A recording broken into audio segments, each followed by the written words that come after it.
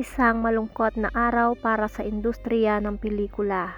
Gloria Romero, pumanaw na. Hello guys, ako po ay humihingi sa inyo ng isang like, isang share at isang subscribe para kayo ay laging updated sa aking ilalabas na video.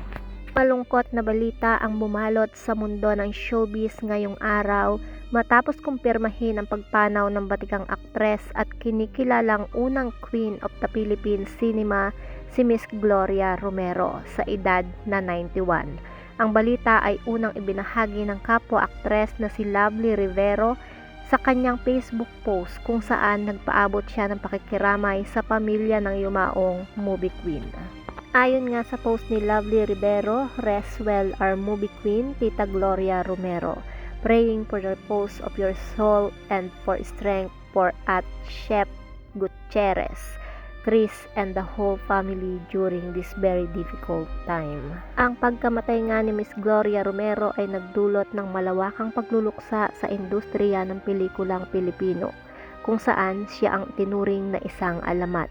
Marami sa mga veterano at bagong henerasyon ng mga artista ang nagpahayag ng kanilang pasasalamat at pagkilala sa kanyang kontribusyon sa industriya.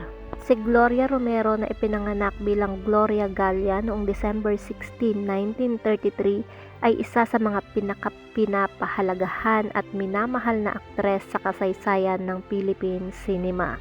Siya ang naging mukha ng pelikulang Pilipino noong 1950s hanggang 1970s at itinuring na isa sa mga haligi ng lokal na entertainment industry.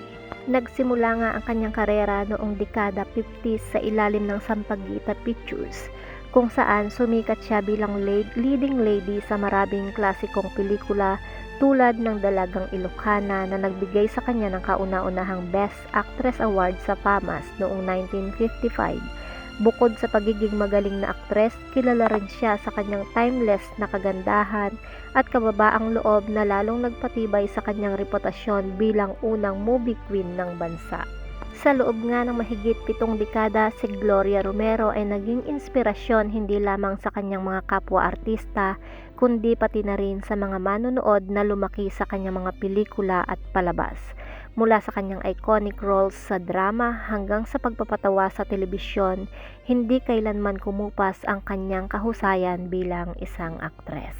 Ang pagkawala nga ni Miss Gloria Romero ay nagdulot ng malaking kawalan hindi lamang sa kanyang pamilya, kundi pati na rin sa industriya ng pelikulang Pilipino. Ang kanyang kontribusyon at pamana bilang unang movie queen ay magpapatuloy na magiging inspirasyon sa mga susunod na henerasyon. Sa kanyang pagpanaw, naiwang mas malalim ang respeto ng mga Pilipino para sa sining ng pelikula at pagpapakatao. Salamat, Tita Gloria, sa napakaraming alaala. Rest in peace, movie queen.